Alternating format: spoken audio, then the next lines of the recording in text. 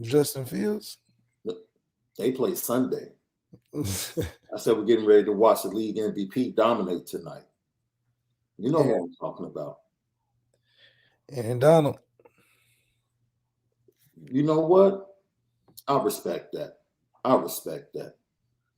But we talking about the best quarterback on the field tonight. You know who I'm talking about. These cryptic things.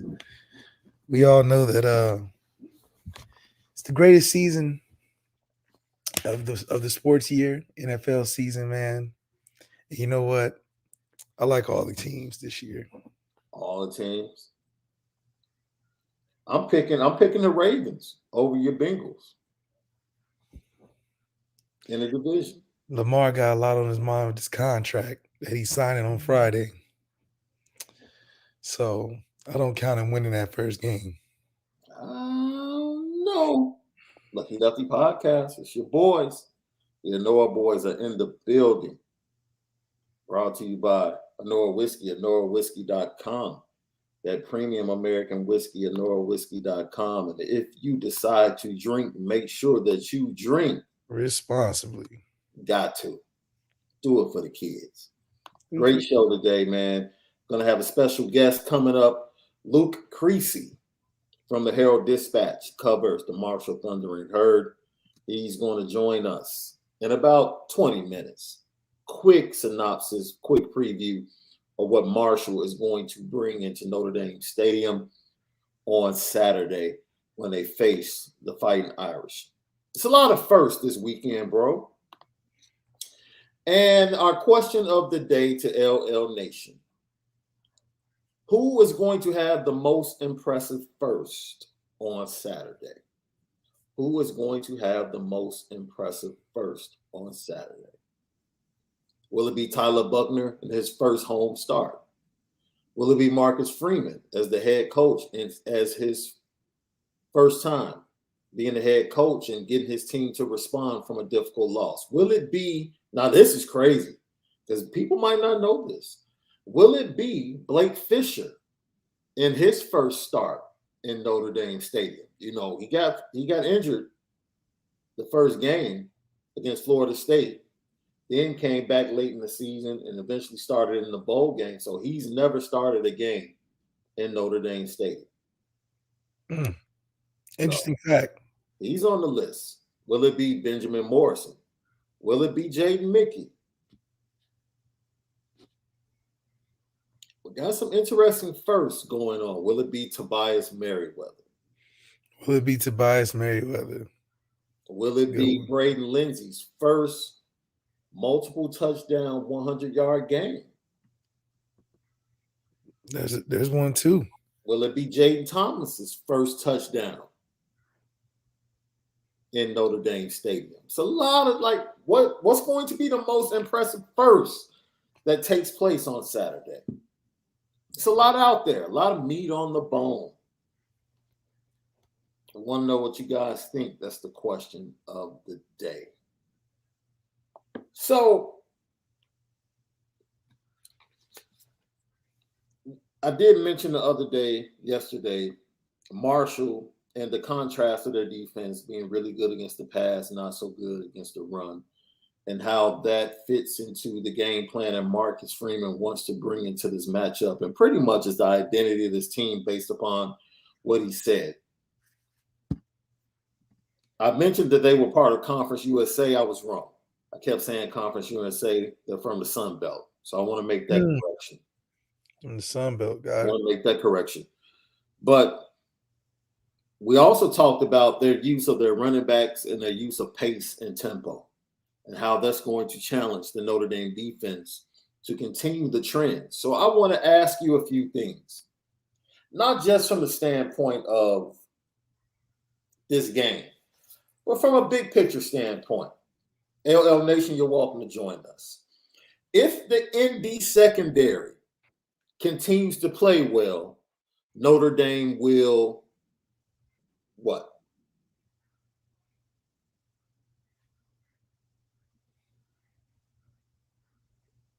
You gonna finish if it up? The ND.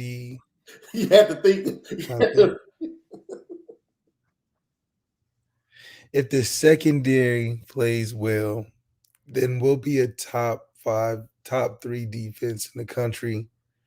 We've had a very solid front seven from a statistical category as well as just production from players that go to NFL, this, that, and the third. Kyle going into NFL first round out of the secondary adds to the defense. But in the big picture, looking in, Mm. everybody has always said the secondary has been the weaker part of our defense through the years. So for that to be the one of the strong units, if not one of the strongest units on the defense, I think it says a lot to us paying attention to our weaknesses and making them strengths, which will make our overall defense from a production of players going to the league as well as numbers statistically in the country, I think will be around the top five. If Tyler Buckner is allowed to play his game, Notre Dame will. Well, right now, I mean, it should have been last game, but I feel like he'll develop throughout time, through the season, and especially different environments. I want him to still be in New York.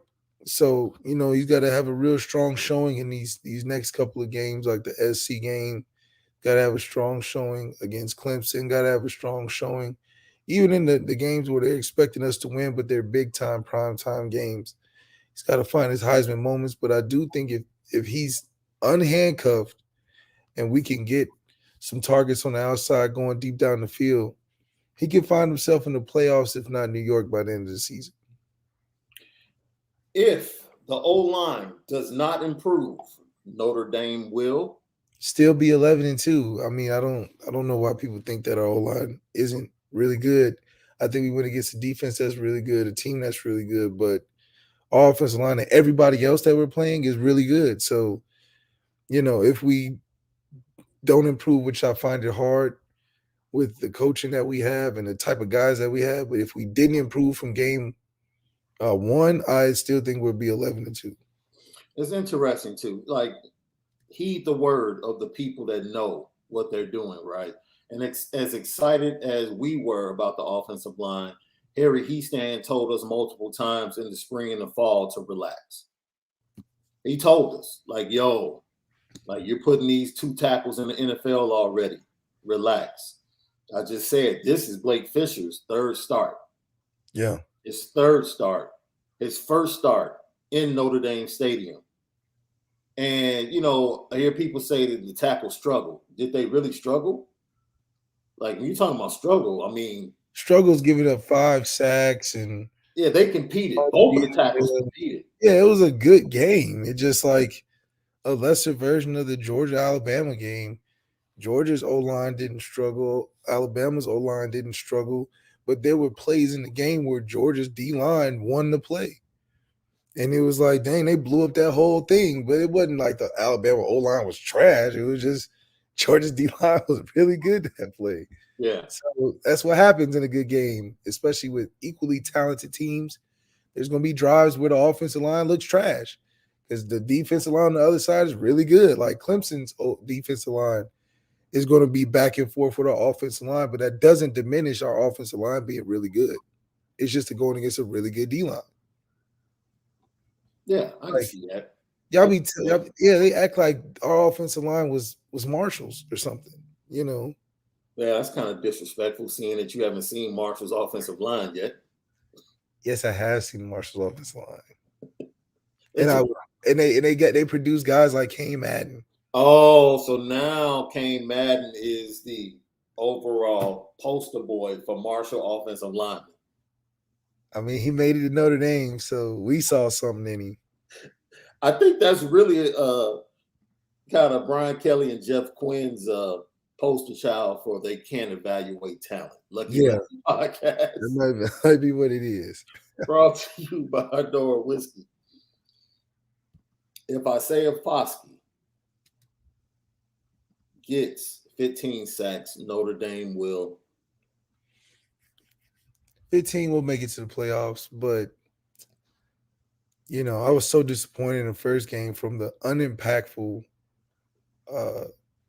ability he had in the game, just from the fact that what are you coming back for? if you're gonna put up performances in big games like that, you might as well get some money in the NFL, So I hope he used that as motivation to turn it around. Not that I don't think he's not a first round talent or anything, but man, I want him to be a problem, be an issue for the fact that you made an announcement you was coming back. If you was gonna do this, you might as well just came back and not even wrote a letter. Just say, Coach, I'm back. Man, you know what? This wasn't on my list, but I just wrote it down as you were talking. If I see one more fair catch on a punt, I'm going to. I'm sick of that. When was the last time we ever had a guy? Was it Coach Booker? Where our special teams kind of had some motion. Yeah, Coach Book, and CJ when he was punt returning. Yeah, CJ said Greg Bryant had a touchdown return on punt. Man, our special team used to be real solid. Coach, shout out Coach Booker, man, doing his thing. But man, if I see another fair catch, I probably pull my hair out, man, just from being frustrated because you already cut it, bro. Yeah, but I might have to go bald or something because I don't get it. Like, that's a third phase of the game. And we just are so sleep on that. So I don't know. It's leftovers and the residue of Brian Polian. Because Just you saw what he took to LSU as far as special teams. Yeah, they structure's terrible. Last but not least, if Tommy Rees calls great games over the next 3 games, you will be impressed? Unimpressed. Unimpressed.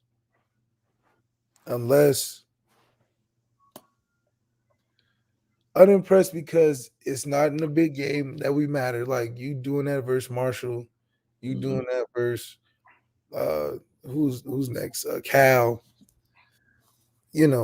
That's not the mark of what you was chasing with these NFL jobs. Yeah. These NFL teams aren't going to be impressed by spectacular performances against teams that you should scheme fairly well against. I think if anything, you will be showing that whatever you're doing now was more aggressive than what you did in the big game. And that's not the mark of what we're looking for in terms of making the next step and being competitive in those games. We need to be aggressive like you're going to be aggressive these next 3 games. That's why I think it's unimpressive because you're going to show us a bunch of stuff that we're going to be like, where was that week 1? Why didn't you throw that? That would have been great. That would have looked good. That would have did, so hopefully we can take that style of whatever we're going to do these next 3 weeks and put it towards SC and the other big games we have. Once again, special guest Luke Creasy, who covers the Marshall Thundering Herd, is going to join us in a few minutes. Look forward to talking to him. If the linebacking core rotation stays the same, Notre Dame will be average. I think it will be a failure for Marcus Freeman in that department from development of his young talent and getting them ready for the years to come, but also lack of awareness. I mean, we have clearly more talented guys, even though they may be younger than the guys we have starting, and they're hungry. They want to be out there. And I think in recruiting, you probably told them they was going to be out there. So it's time to put them in there, but not seeing them, it would be disappointing.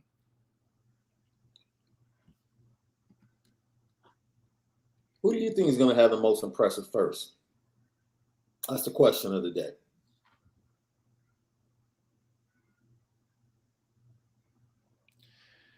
I think probably the most impressive first should be Chancey Stuckey. I think Tommy Rees is going to be more comfortable throwing the ball. Mm-hmm.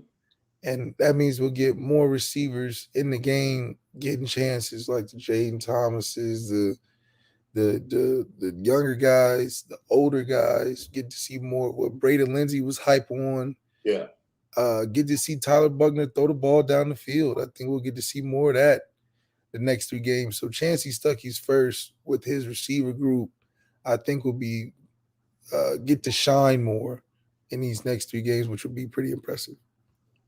I'm going to step out on a limb because I almost said Brandon Joseph, right? Because it would be his first home start, part of the Notre Dame football program. But I'm gonna go ahead and take one of the youngsters, and I think I'm going to take Jaden Mickey. I think he's going to make a play. Like everybody was talking about the big play that he gave up, touchdown on that double fire blitz. I think he recovers. I think he recovers to make a big play in this game, gets an interception, maybe even a fumble recovery. And I think he has the most impressive first this weekend against Marshall. I really do. It's going to be exciting, man. I hope we really get to see a lot more of the young linebackers. We know the inside of the offensive line is going to have a rotation of young guys, but it'll be interesting watching how they respond to that loss. And we'll get to Marcus Freeman and his thoughts on how he thinks his team is going to respond heading into the matchup against Marshall, the Thunder and Herd out of the Sun Belt Conference. And we're pleased to have on the Lucky Lefty podcast, Luke Creasy, who covers the Marshall Thunder and Herd, not just the football team. He does everything. That's right. He covers everything at Marshall. And we're pleased to have him on the Lucky Lefty podcast for the Herald Dispatch. Luke, what's going on, my man? How's it going, gentlemen? Well, look, we watched the matchup with Marshall in that first game against Norfolk State, and it was almost like an avalanche. Like once they got going, yeah. That's pretty much it. But answer this for us because we're really impressed at them being number one in points per given up defensively in the Sun Belt last year. But the contrast of their pass defense versus their rush defense was something that we thought was interesting. How has Coach Huff,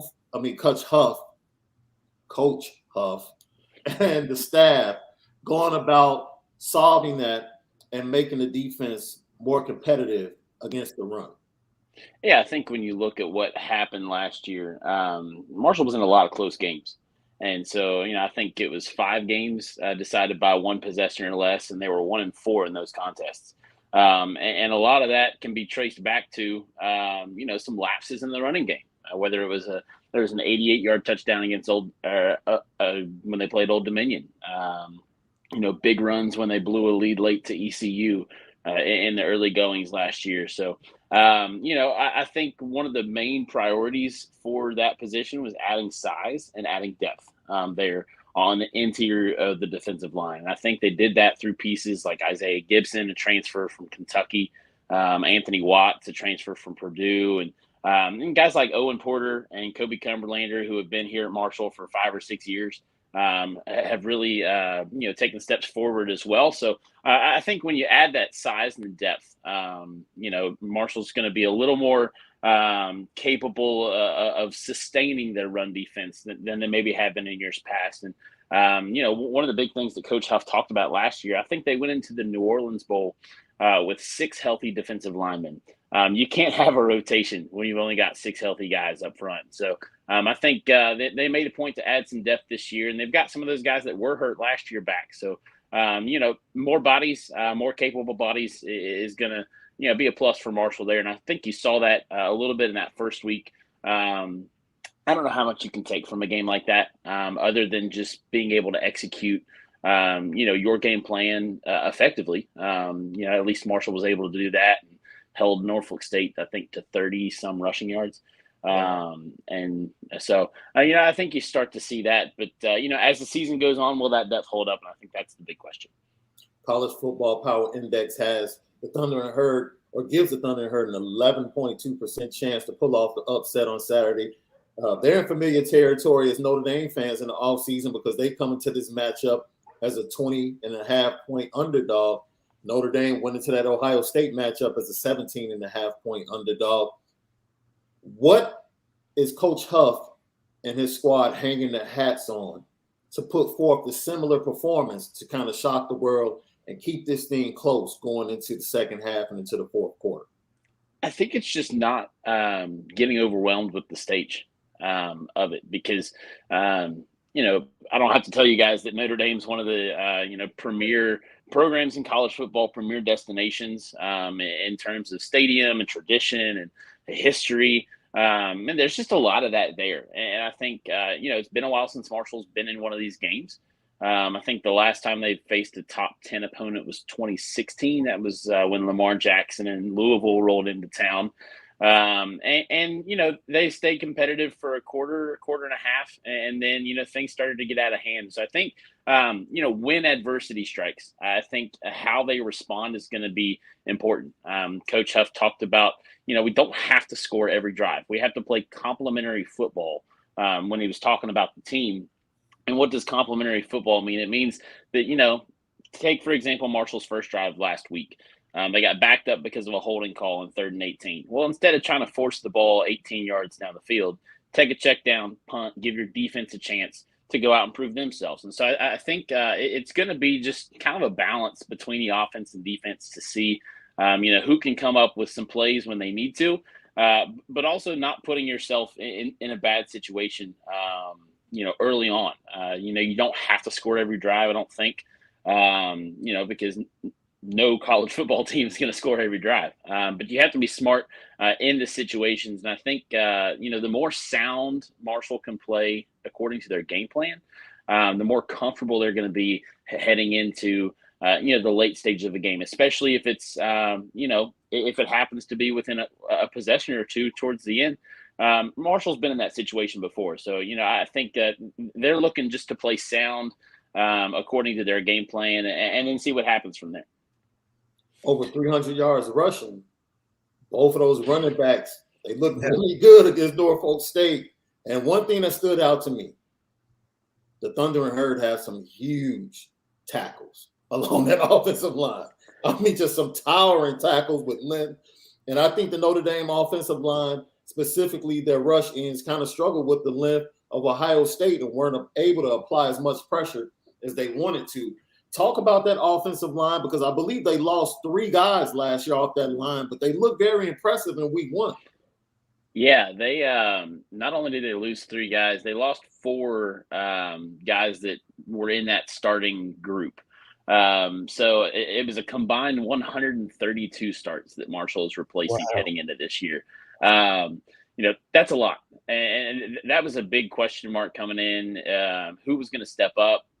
Who was going to be in that starting lineup and really be able to protect for a new quarterback and, a running game that had a lot of success last year. So, I think they've got the size, and size is something you can't teach. So that always helps when you have that advantage going in. But playing as a group is going to be big because, with so many not new guys, but old guys in new positions. Logan Osborne at guard last year moved to center this year. Ethan Driscoll, I think he stands probably 6'7". Yeah. There on the left side, and he's a guy who didn't start at all last year.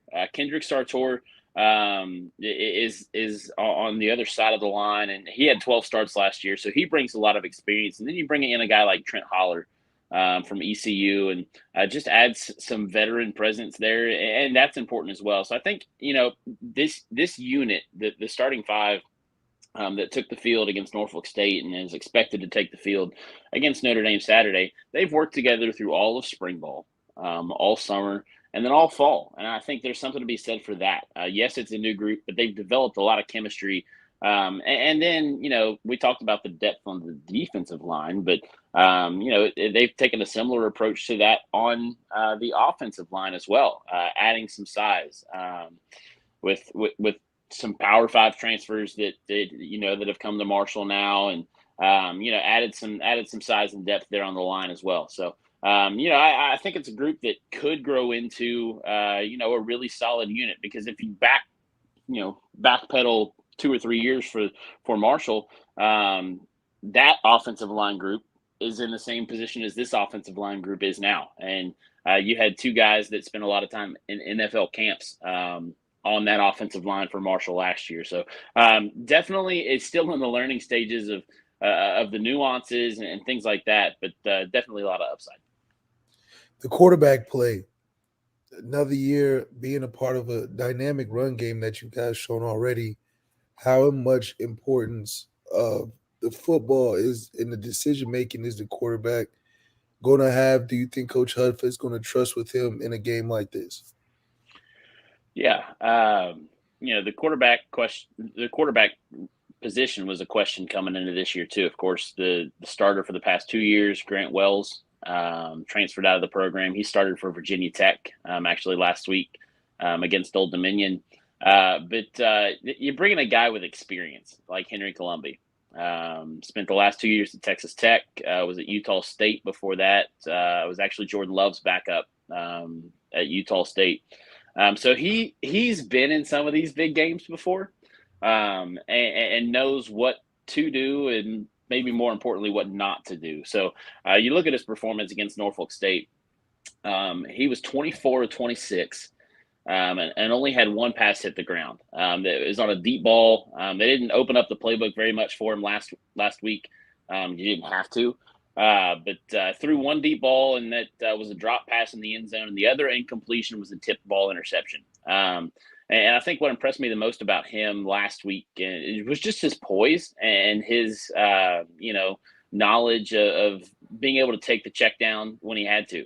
He didn't try and force anything. And I think if you play like that, your quarterback puts you in a good position to move the ball. You don't have to pick up 100 yards every time you throw the ball. If you're picking up chunk plays, same thing with running the ball. If you're picking up 3-4 plays, 3-4 yards consistently, that's going to put you in a good position to move the football and keep the offense out on the field. And I think that Coach Huff knows the experience that Colombi has is going to be helpful coming up. There was a pretty tight quarterback competition between Colombi and a redshirt freshman Cam Fancher for Marshall, who's more of a running style quarterback. But I think Colombi's experience is something that gave him an edge in that starting position, and he plays smart with the ball, which is advantageous to Marshall. Let us know, who should we watch on the offensive side of the ball as Irish fans? Who should we be looking out for from the Thunder and Herd offensively and defensively? I think the easy answer coming into the year would have been Rasheen Ali at running back, but he's taken some time away from the program, so he won't be wasn't with the Herd against Norfolk State, and was taking what they called an indefinite leave of absence. So really remains to be seen when he's going to be back. But in his place, I think you've got two guys in the backfield, Kalen Laybourne, a transfer from Florida State, and Ethan Payne, kind of a homegrown West Virginia kid, who have really improved. Payne has improved a lot this offseason. Laybourne transfers in from Florida State. And together, they can kind of replicate what Rasheen Ali did by himself, just in different ways. I talked to Coach Huff a little bit about that. And the running game really hasn't taken a step back. It's just coming from two different people now. So I think, get used to those names. Those will be the guys in the backfield for Marshall. And, as far as wideouts go, I think everybody, when they look at Marshall, kind of keys in on Corey Gammage, big physical receiver, can go up and high point the ball. But a guy like Talik Keaton, who is going to be who shows a little bit more speed and can move around in the middle of the field. He's a guy that is good after the catch, and I think that's going to be important in a game like this. And on the defensive side of the ball, you guys got after Norfolk State. Who in particular should we say, man, we got to watch this guy on defense? It's a good question because there are so many that you could choose from, but I think the pressure starts up front on the defensive line, and I'm looking at a guy like Owen Porter, who again is he's a hometown kid. He played high school ball 10 minutes from Marshall Stadium, and has stuck with the program. And really last year made big strides into, putting himself in the starting rotation for good. He had a handful of starts last year, but had a heck of a performance in the New Orleans Bowl against Louisiana. I think had 3 sacks in that game, and a couple other tackles for loss. And he ended up having a really good offseason, and he's starting on the defensive end. And I think a guy like that who has had to work for everything he's gotten is dangerous in these kind of games. He's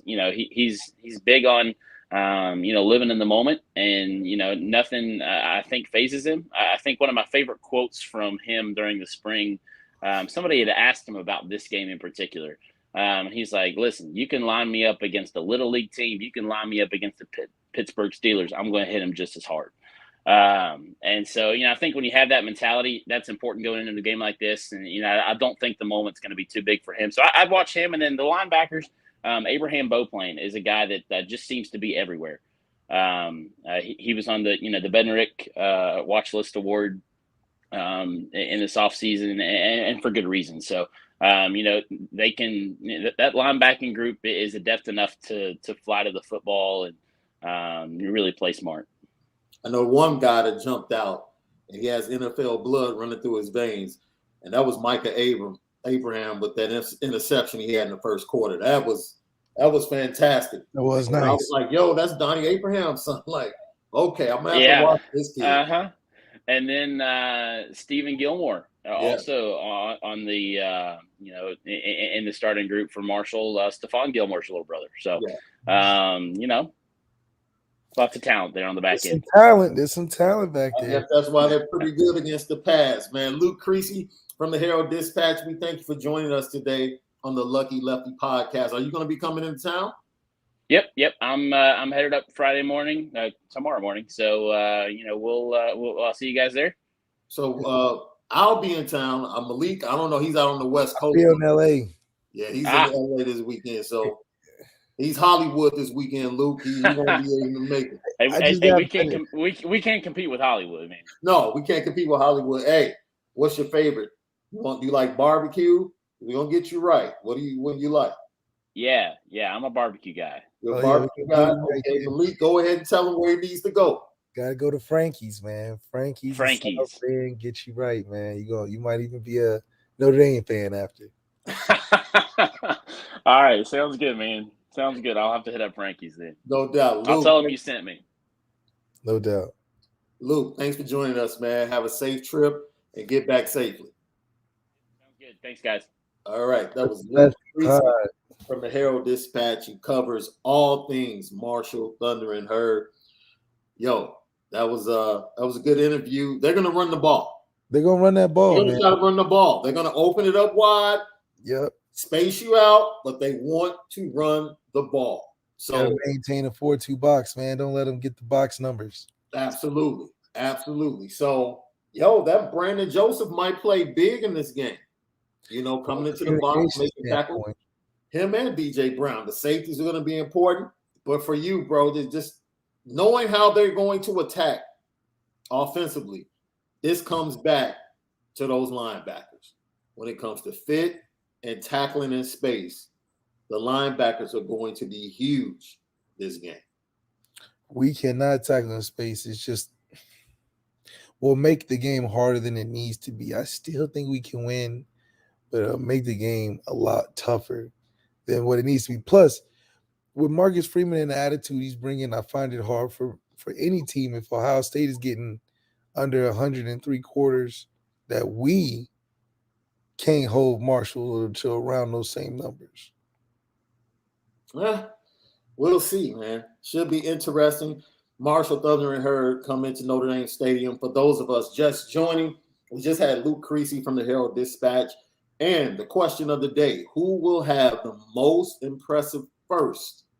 Mm-hmm. Who will have the most impressive first this Saturday? Could it be Marcus Freeman in his first home game? First time leading the Notre Dame Fighting Irish onto the hollow grounds of Notre Dame Stadium? Could it be Tyler Buckner in his first home start? Could it be Blake Fisher in his first home start? Could it be the combo of Morrison and Mickey Mm. and their first time as freshmen, true freshmen, playing at Notre Dame Stadium. It could be. It's going to be very interesting to see how it plays out. Very interesting. Very Speaking interesting.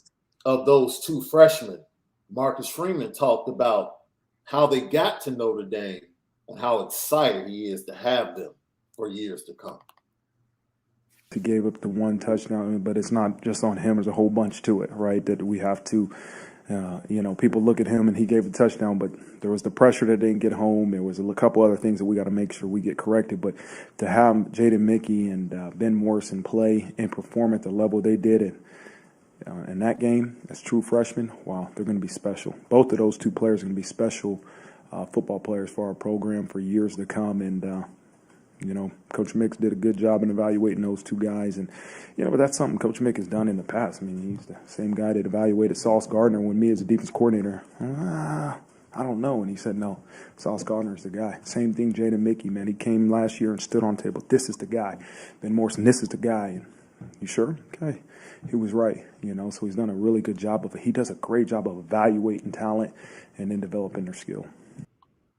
You know why?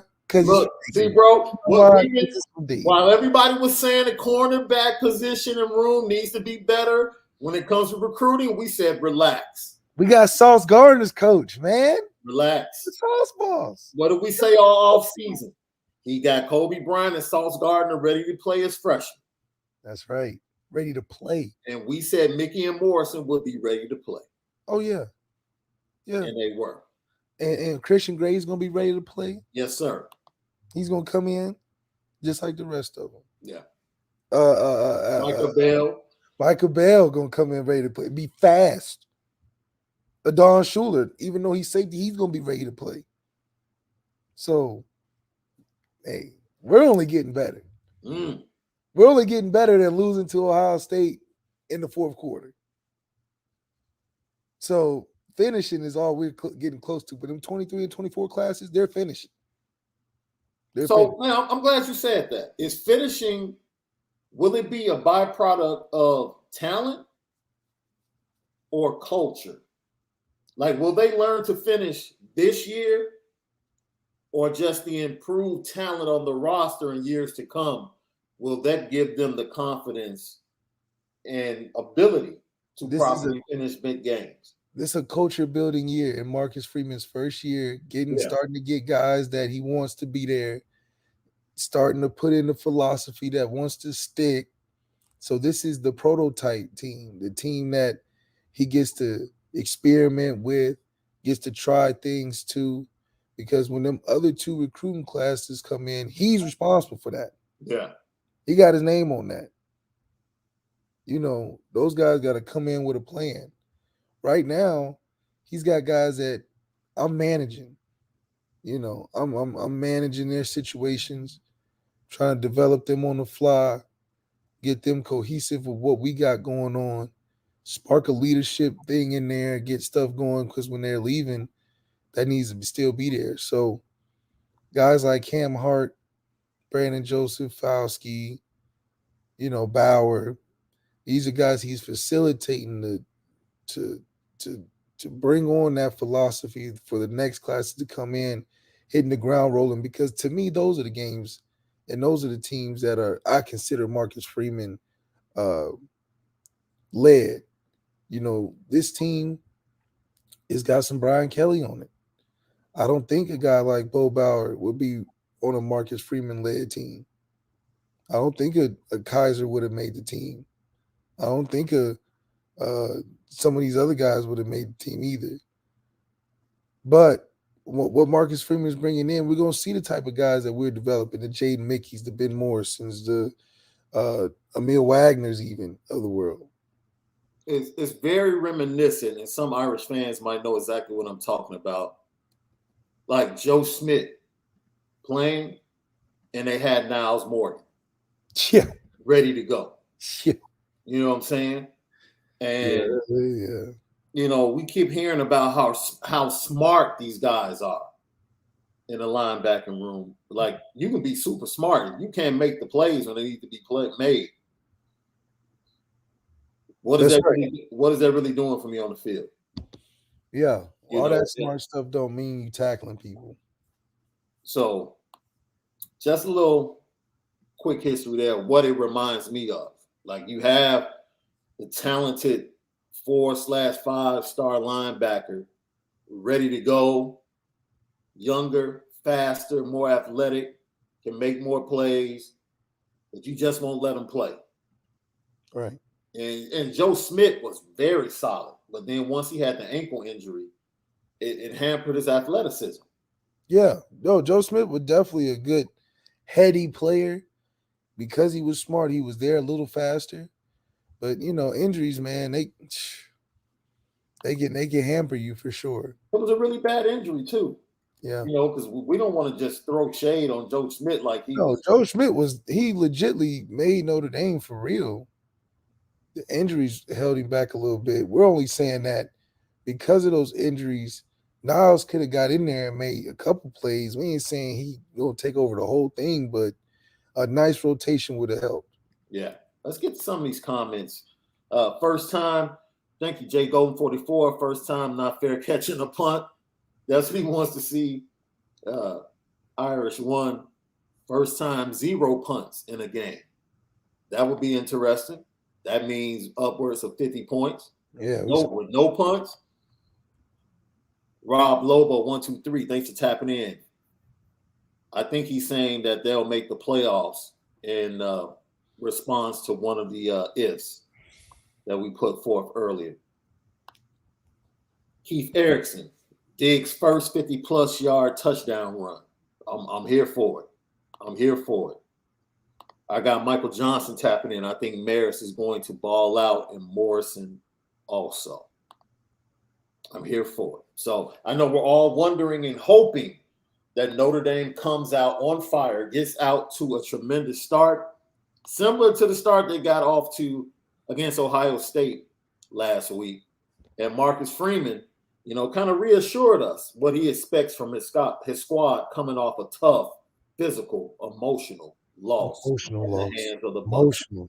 Emotional. Going into this game thinking, hey, we're going to be able to play some guys that haven't been able to play. We got to go in this game ready to go. This is a good Marshall football team that's going to come in here and be motivated and ready to go against Notre Dame. And we have to, and that's going to be the challenge for this group, is that you spend so many months, so many days, so many hours preparing for this Ohio State game and the emotional aspect of it and, how big this game is. And so we have 5 days from now until Saturday, and the preparation can't lower. It has to increase, and that's going to be our job as coaches, and our players' job is to make sure we're preparing the right way so that we can go out and perform on Saturday.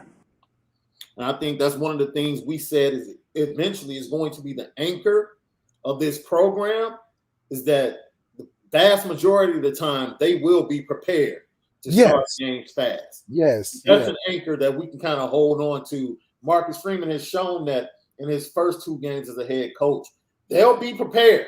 Yeah, they'll be ready. prepared. Don't look for them to be flat in games. The only question now is, can they finish on the back end? That's the biggest question. So we know that's a callus that you got to build. That's more of a, can you build up your endurance to last throughout the game? I think Marcus Freeman, you don't really need no motivation plan for Marcus Freeman. We can tell from how the guys felt throughout the whole offseason. They don't need no motivation for Marcus Freeman to get them going. They ready to go. Oh, we here. Oh, we ready to play football. Now it's okay. Let's conserve that, and make it last the whole time. We going in there with a lot of juice and then drinking it up before this thing over. We got to put a little bit more water in there, make it last a little longer, so you can make it through the game. And like Marcus Freeman said, no, relax. This is not, oh man, let's get ready to play a lot of people because we're going to be out in front 30 at halftime, which I hope they are. I know a lot of people are betting the 20.5. And I would take the under in this game. I think Notre Dame's going to pull away, but I would take the under because I think Marshall's going to come in. They're going to compete. I think Coach Huff is going to have them ready. But ultimately, Notre Dame is just a better team. We're just a better team. We're just better. So they're going to give us a really good first 3-4 drives. depending on how our offense plays, is going to feel closer than what it probably really should be. If we go out there acting like we're not recruiting top talent, and we're trying to army our way through the game with a bunch of runs, it's going to be second quarter 14-10. And everybody's going to be talking stuff on the internet. Oh, you guys struggle with Marshall. No, our style of play struggle with Marshall. Right. We can put up 50 if we want to. Yeah. Because we got the people, but our style of play makes it look closer than what it is. And, man, we got an interesting comment from our resident scout, long-time listener, Joe Long. The book is still out for me on Harry Heastan. To be honest, he's a leftover from BK, as is Reeves. I'll let you take that one. Leftover what? Developer of talent? Leftover first round monster coach? What are we talking about here? Give it time. Nobody wants to talk about when he brought in his homeboy and what he did to that offensive line when Harry Heastan left. Nobody wants to talk about that because he had to recruit those guys in there. He had to develop those guys, and Harry Heastan was not there. And we see what happened. Nobody was saying the offensive line was trash when Harry Heastan was here. But when Harry Heastan left, now we got this whole transition thing and this whole transfer portal with Kane Madden and all these random guys coming and all that. The offensive line was a very core foundation when Harry Heastan was there to where you knew all the starters. I had to look in the program to look up some of these dudes that we had after Harry Heastan left because I'm like, where we get these guys from? So you're bringing back a foundation with Harry Heastan. The BK had a lot of great hires. We hired Matt LaFleur. But the residue is the style of which you're going about coaching. Having penalties coming out of timeouts. Having lack of cohesiveness or identity in games that we're expected to win by 100 points. Struggling to figure out who's going to roll out there first to throw the football. These are things that are residues. So, yeah, I agree with you that he's a residue of Brian Kelly, but that was a good residue. We still was solid. Well, I can tell you one thing. Dylan Gibbons, one of his last recruits at Notre Dame, when he saw the change in offensive line, he got the heck out of Dodge and has actually gone to Florida State and turned himself into a captain of that squad and a pretty good offensive lineman that's getting a look in the NFL. So I just think his resume does not need to be attached to Brian Kelly, especially when they didn't get along. Like he didn't even agree with Brian Kelly in the way he operated. So that, for me, that right there just disconnects him from Brian Kelly altogether. Like, he didn't even rock with Brian Kelly. Just knowing that. On 2 different levels and shit. Absolutely. Just the fact that he didn't even rock with Brian Kelly, I'm like, he's good. Harry's good. Don't even connect him. So, yeah, I think that a lot of times what you find is that Harry Heaston's just a loyal guy, man. He stuck around when he could have been gone a long time ago. I think Chicago is a place he really liked. So when that opportunity came back and where the status of where we were, it was probably an easy transition for him. I mean, plus he's coming off of producing all type of first-round guys and has guys that played at Notre Dame still playing for Chicago Bears offensive line. So the good ones, like Sam Mustipher, all the other ones is so-so. But, man. Yo, let me tell you something. As a Fighting Illini fan, I appreciate Harry Heastan. His time at Illinois, he had produced 10 all Big Ten linemen. 10. Look at that. 10. At Illinois. At Illinois. He produced 10 all Big Ten linemen. And his last recruiting class in 2004 was the bell cow for the 2007 Big Ten champs that blocked for Juice Williams. So I had no problems with Harry Heastan. I'm talking about before he got to Notre Dame. Harry was all right with me. All right. Harry Heastan was all right with me. He had Chicago legend. Chicago great. That's all I'm saying. He had proven himself to Shaun Davis just based upon what he produced in Champaign. So his resume speaks for itself. And this is the thing. Blame us, lucky Lefty. Blame the fan base, because when Harry Heastan told us to relax, he told us to relax. He knew what he had when he walked in the room. He knew what he had when he watched film. He knew some of the same problems that existed last year based upon fundamentals, like not moving your feet, not communicating, and not picking up movement from the defense when it comes to stunts, linebacker blitzes coming off of those stunts. He knew what the struggles were. And because he had young guys, he said, he told all of us, relax. We got excited. Like, Harry's back. Everything's solved. Harry Heastan told us, relax. I have young guys. That's right. Give them some time. They're going to be fine. They're going to be fine. But give them some time. And so, and if he's saying that, I believe it. Right. I believe it. We got amped. Like, this offensive line, watch out. They're going to set the tone. They're going to dominate. Yes. And they will at some point in the season. They will. We're just excited for the fact that, that we just didn't have to look at Jeff Quinn's offensive line production. Yes, and we know the future. We can extrapolate Harry Heastan's sediments now and what they will be in the future. Yeah. From experience. You've had experience. I've had experience. We both know. Yeah. Yeah. So when he say it's going to happen, but just give it time, I'm giving it time. Yeah. If Jeff Quinn said that, I'm like, off with his head. It's not going to happen. Off with his head. Get him out of here. Now, I will push back on this, because the original conversation in the spring was, let's move Jared Patterson to right tackle. Let's push Blake Fisher in the right guard. Right? And have that combo on the right side. And I was like, no. Like, you have a first round graded center on your team. Leave him alone. Right? And then they get to the fall and say, in order to get our best five on the field, we're going to put Jared Patterson at left guard.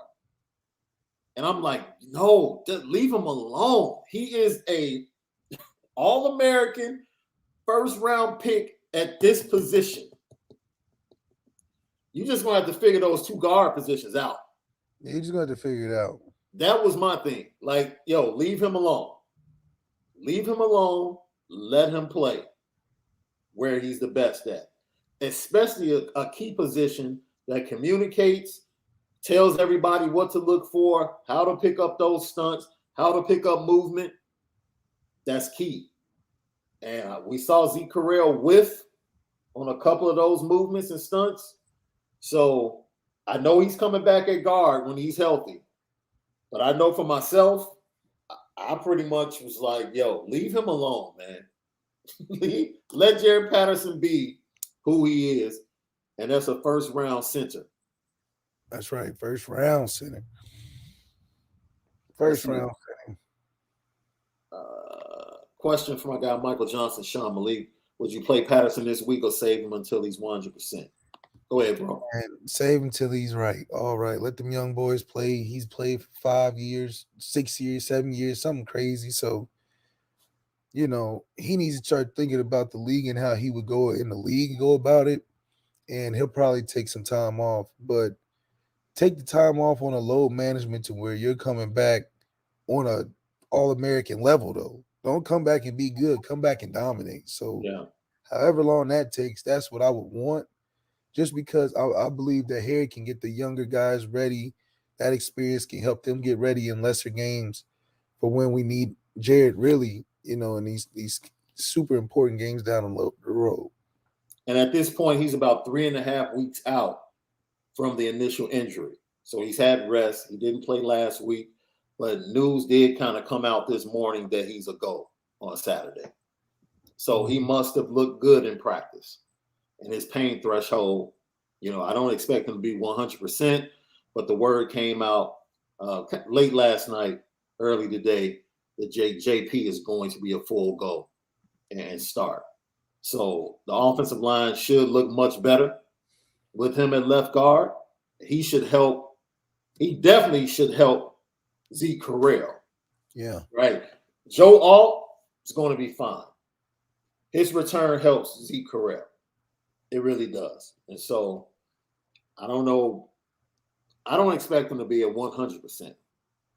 No. If he said he's ready to go and he's looked good in practice, yo, who am I? Who am I to doubt him? Who am I to doubt him? Michael Bork. We thank you for tapping in, Mike. What are your thoughts on why Merriweather didn't see the field? Get him on the field, even to run a go or post, just get him on the field. We only threw the ball down the field less than 10 times. So less than 5. Oh my God. So even if he was in there, they wouldn't have thrown it to him. See, that's the shit I'm talking about. Like, like all that talent, and you wondering why they're not out LL Nation, this is their topic. Just so you know, if it's one topic that irritated Malik the most, Michael just hit it. Michael just hit it. Go ahead, bro. It's like, yeah, where are all these? Where was Chase his 4 years? Now we got to see Ben Roethlisberger throw hella touchdowns to Chase. I'm like, man, that could have been Ian Book on attempts alone. Yeah. Only a couple months separated Chase from the Steelers in that senior year. Facts. A whole bunch of rookie season and all this stuff that Chase got now, Mapletron and all that. That's the same guy a couple months at Notre Dame. What? Both of their receivers, Miles Boykins and Chase, is at Pittsburgh right now. Both of them. They was both at Notre Dame at the same time. So how are we not the number one receiver room in the country? Because we only got less than 5 attempts in games that matter down the field. That's crazy. Even Devin, what's his name? Oh, Javon McKinley. Man, when he came on his senior year, it was like, where has this been? Where has this been? And now he's at Detroit. So we had 2 NFL receivers at the Steelers on the same team as an NFL receiver for the Detroit Lions, and had 2,400 yards and 15 touchdowns with 3 receivers currently veterans in the league.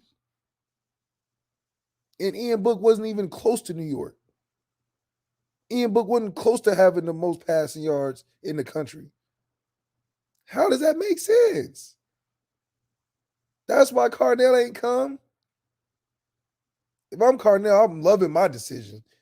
Because all them boys at Ohio State played freshman, rookie, whatever. They got walk-ons scoring big touchdowns. Walk-ons. I'm talking about under the brightest lights.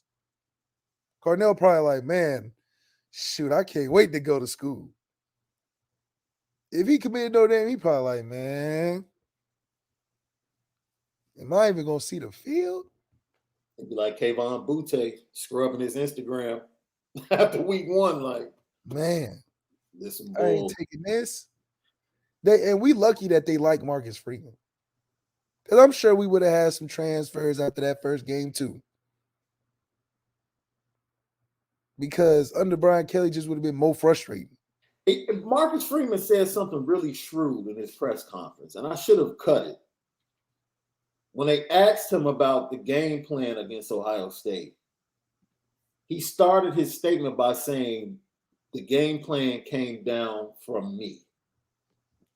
Almost like he was falling on his sword. Don't do that. For the offense. No. It was the way he stated it. It was almost like, yo, if you're going to be mad about the offensive game plan, put it on me. No, see, that's like Will Smith from Independence Day. He's trying to be the hero. We don't need you to go in there and destroy the monster by yourself. I'm just saying, I thought that was very interesting. Oh my goodness. Look, don't save the bacon of somebody that's not going to save you. You didn't buy that couch that came with the house. That couch was already there. So don't defend it if somebody done fell through the couch or lost some money in the couch, don't be like, that's my couch, that's my responsibility. No. Yeah. That was Yeah. him. It just be careful. Put a sign over where the couch is and don't beware of sitting on the couch. That's what you need to do. Say beware of sitting. No, don't say it's mine. Just say beware of it. Yeah. Beware a dog, like they put on the fence. Beware the dog. Yeah. If the dog bites you, hey, I told you. But don't be like, that's my dog. I gotta train it and none of that. Beware the dog. Lucky Lefty podcast, man. We had a great show today. We thank I got Luke Creasy from the Herald Dispatch joining us to preview the Marshall Thunder and Herd coming into Notre Dame Stadium on Saturday. We talked about the ifs right now and what it means big picture for the Notre Dame season. And then we talked about the first, who will have the most impressive first going into Saturday's game when the clock hits double zeros. Which Notre Dame player is going to have the most impressive first touchdown, first big game, first start, performance? Could it be Marcus Freeman? Could it be an assistant coach who's going to have the most impressive first? We thank you all so much. As always, share. Let everybody know to jump on board. Lucky Lefty podcast. Hit the like button and make sure you hit that notification bell so you'll know every time we post and every time we go live, man. Great show today. Can't wait to see you guys back here tomorrow, same time. You know what time it is.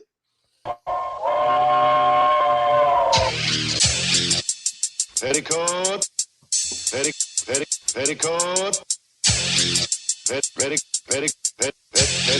Petticoat Junction. It's time to get petty. Oh, we did a good job executing. Are you upset with something? And fire up the Petticoat Junction train. I just don't like you. You don't? No. What is today's petty history? Petty Junction.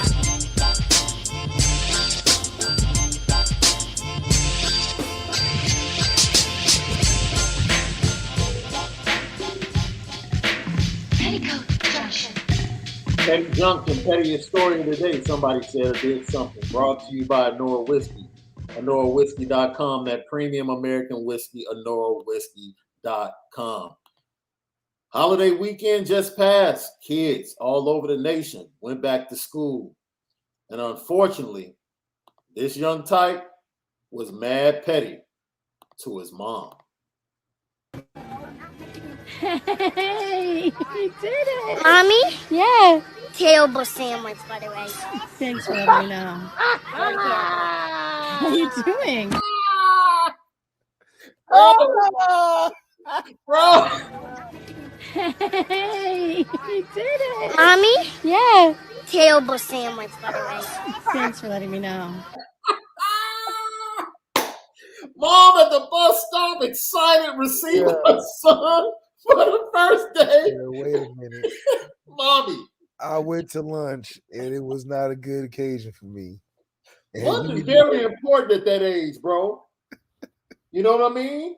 Like whether you have the lunch box with the thermos. Yeah, or with the thermos. Oh, you bring a thermos, you was prepared. Man, lunch is very important. Like you compare lunches. That's huge at that age. Yes. You're like, what you bring? What you bring? You know, right, back in the day, school sandwich had to be tight.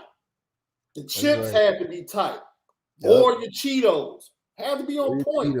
Had to be on and then your treat. Then Whether it was cookies, Rice Krispies, cookies, Fun Fruits. Because you needed one item to trade, one snack, your sandwich, your chips, and then you out there hustling. Facts. See what you can get off. See who ain't finishing that, You can always trade off some carrots and celery and ranch to one of the girls in class for their best snack. Man, Shorty got off the bus and gave his mom the church hug, dude, from the side. From the side, like I can't even. Man, you treated me. I can't the way you treated me with that lunch. I gotta talk about this. I've been griped all day. I've been thinking about this the whole bus ride. Like, yo, your sandwich game is suspect. Yeah, is this what the year is gonna be like? Is this what it's gonna be like every day? Our guy G_No said I could have had an oatmeal cream pie, and this is what you give me. Yeah, like, man, you don't love me, Mom, for real. You just send me out there hungry. Big Papa said she got hit with that release package. Yeah, couldn't keep up. Couldn't get off the line, man. Oh man, that was the best. Mad petty. That young man, don't do your mom like that, yo. Don't do man, dude. Life's bigger than sandwiches, man. He was one of the first ones to get out, dude. He said, by the way. Yo. By the way. Hey, you did it. Mommy? Yeah. Terrible sandwich, by the way. Thanks for letting me know. Oh, he has his little Crayola name tag, dude, from the first day. Yeah. He's like, look, we need to talk about this. Yeah, he said, Mommy, to get your attention. This is serious. I got to get straight to the point. That was terrible that you made. Yo, hey, you know what that is? That's Notre Dame fans if they bump into Tommy Reese before Saturday. Oh, yeah. Like, hey, yo. Love you, man. Terrible game plan, by the way. Terrible. Like, it's nice to meet you. Yeah, we love you. Love you. Yeah, but love what you did for us as a player. Love you as a coach, but that performance. Terrible game. Throw that in the trash, dog. Right. Throw that in the trash. Like we need to change that immediately. Yeah, and speak up. Don't let Marcus Freeman just take all that. Speak up, say something. Go out there and be like, yeah, that was rough for me. Rough for me. Shaun McVay did it, you know, and he shouted you out. So you ain't above that. Yo, little man. Yo, I feel bad putting him on the petty train, dude. But real talk, he's like, yo, the first day. Look at him. Little man is funky fresh. Got his little what are you doing? First day. Yeah. Hey, you did it. Mommy? Yeah. Terrible sandwich, by the way. Thanks for letting me know. Oh, he doubled down. He said, real terrible. Wait a minute, I missed that. I missed that. Wait a minute, I missed that. Wait. Hey, you did it. Mommy? Yeah. Terrible sandwich, by the way. Thanks for letting me know. Really terrible. Really terrible. What are you doing? I didn't know he doubled down, Left. I didn't know he loved it. Man said really terrible. Like, you don't even understand. Like, she tried to play it off as a joke. He said, no, that's not no joke. It was really terrible, for real. Like, no, I'm serious. Like, I'm serious. No, hear me out. Yeah. It was really terrible. Like, to get all this emotion from me coming home from the first day. Yeah, we need to get this right. Yeah. We got to get this right. We got to go home and start making some sandwiches right away. Because that was bad. Really bad. Oh, man. Lucky Lefty podcast. And I didn't even know this, but I have to throw college football, NCAA on the petty train today, bro. This is from Nick Saban's press conference. You know, you learn something new every day. Clarified this offseason that the horns down hand gesture would be a penalty. Have you addressed that with the team going into this game? What's that? The horns down hand gesture could be a 15-yard penalty. I have not addressed it with the team, but I appreciate you letting me know that. So, you know, we got a lot of other things we need to really worry about, but I think that's a good thing for me to go over with the team, so I appreciate that. Yo, petty train, that's whack. You mean to tell me if they make a big play on defense, they can't throw the horns down? That's super whack. That's super petty. Texas got the most money in college football, man. Come on, man. We're allowing chains, dunks on rims on the sideline and all types of stuff, but I can't throw the horns down? Not against that oil money. No, you can't. Come on, man. No. You better recognize. Yo, that's whack, bro. What they say? Texas pay they O-lineman what 60 salary, an internship salary or something crazy. Yo, I'm telling you now. Second level entry to a top 500 company or something. Don't they give you that type of money? Yo, I'm telling you now. I was waiting for somebody from Notre Dame last week to hit the oh no. Instead of the oh high no. The only person that I thought might have hit that if we had a big game would probably be Audrey. Other than that, ain't nobody else got the personality for it. D. Joseph has the personality. He was talking trash, I think. Yeah, Banjo's talking trash. Okay, yeah, but he wasn't at Notre Dame all 4 years, so it's different. Yeah, he was up. We were training him well by Lake Michigan up there in Evanston. Oh, yeah, that's right. Oh, yeah. You're right. Or Michigan Ave over there. It is kind of like off Sheridan Road. It's close enough. I'll give it to you. I'll give it to you. The 4 big games before we get out of here, bro. Alabama, Texas. By the way, I watched the film of that Alabama game last week. It's not even close to me. Not even close. Yeah, no, he's better than C.J. Stroud. It's not even close. Yeah. He's number 1 pick. But yeah, he's number 1 pick for sure. Can your boy Bijan get off a little bit? No. I'm not giving nobody a chance with Alabama except us and Georgia. Yo, no. Alabama only had, they struggled to put pressure on the quarterback last year, even with Will Anderson.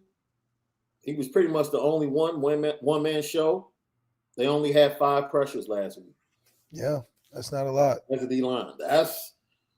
I'm sure Nick Saban is not happy with that. Number 24, Tennessee travels to number 17, Pittsburgh.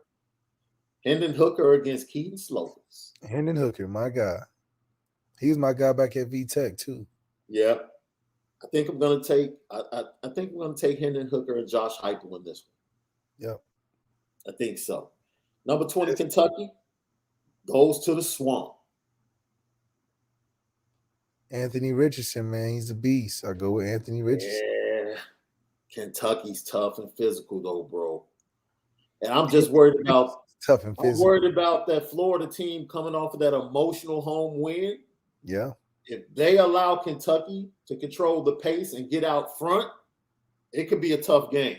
Yeah, because Kentucky has a good quarterback as well. So yeah, it'll be a shootout.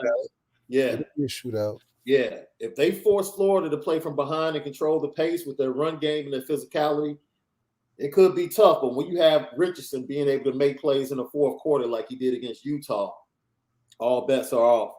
Florida will try to go 2-0. Number 9, Baylor. If we get a special look, because we'll be facing this team later on in October down in Vegas. The BYU Cougars host the Baylor Bears. And Dave Aranda's defense. That defense for Baylor is going to be really good this year. But that defense and their lungs will be tested when they go to Provo, Utah, late night. It's a late night game. Yeah. I like BYU in this one. Just I want them to be as good as they can be. Yeah. When they get to us. I want an undefeated BYU. Yeah. I definitely want an undefeated BYU coming into the matchup with Notre Dame. I think Jaron Hall, his efficiency in the pass game and the physicality of their offensive line can hold up and they come up with a late victory. I think it goes down to the wire, but eventually I think the quarterbacks, I think the edge goes to Hall in this one at BYU. I think they'll get the victory too, bro. Lucky Lefty Podcast. We thank you guys for joining us today. Hope you enjoyed the show. We appreciate you. Hit the like button, hit the notification bell. Lucky, follow him at Malik Zaire 8 and Overtime Malik on Instagram. And then SD2 Mics everywhere, Twitter, Instagram. Follow your boy and follow us Locked On Irish. Yo, it should be pretty great, bro. Looking forward to talking about our scores and predictions on tomorrow. And then it'll be time to roll. First home game of the season. Let's get her done. We appreciate you for joining us today. Most of all, make sure that you spend it different. Hey, you did it. Mommy? Yeah. Terrible sandwich, by the way. Thanks for letting me know. Really terrible. Really terrible. We'll see you guys tomorrow on the Lucky Lefty podcast.